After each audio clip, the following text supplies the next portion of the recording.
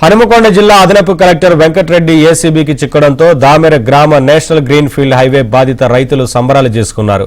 60,000 లంచం తీసుకుంటూ ఏసీబీకి దొరికిపోవడం సంతోషంగా ఉందన్నారు. పలుమార్లు సర్వే జరిపి భూములకు నష్టపరిహారం అందించాలని గ్రీన్ ఫీల్డ్ హైవే అధికారులు ఆదేశించారు. అయితే నష్టపరిహారం చెల్లించాలంటే అదనపు కలెక్టర్ వెంకటరెడ్డి లంచం డిమాండ్ చేసేవాడని రైతులు ఆగ్రహం వ్యక్తం చేశారు.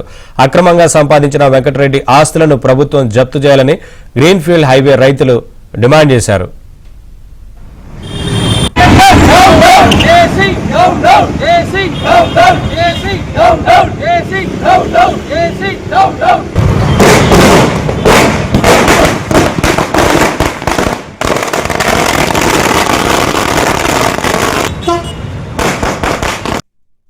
మా వరంగల్ మా హనుమకొండ మాత్రం గ్రీన్ ఫీల్డ్ రైతులను ఎప్పుడు ఆలోచించకుండా మార్కెట్ రేట్ ఇవ్వమంటున్నాం మేము, దానికి కూడా రేట్ ఇవ్వకుండా అడ్డుపడుతున్నాడు.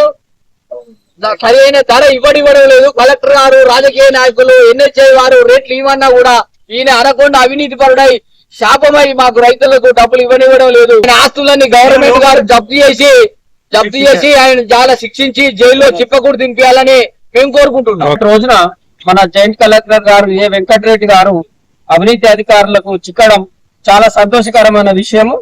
ఇతను అవినీతి అనకుండా ప్రతి ఒక్కరి దగ్గర చిన్న పెద్ద ఎవరు చూడకుండా ప్రతి ఒక్కరి దగ్గర లంచం తీసుకునే ఈయన ఫైలు జరగడం లేదు. ఈ విధంగా చాలా మంది సఫర్ అవుతున్నారు, చాలా మంది ఇబ్బంది పడుతున్నారు.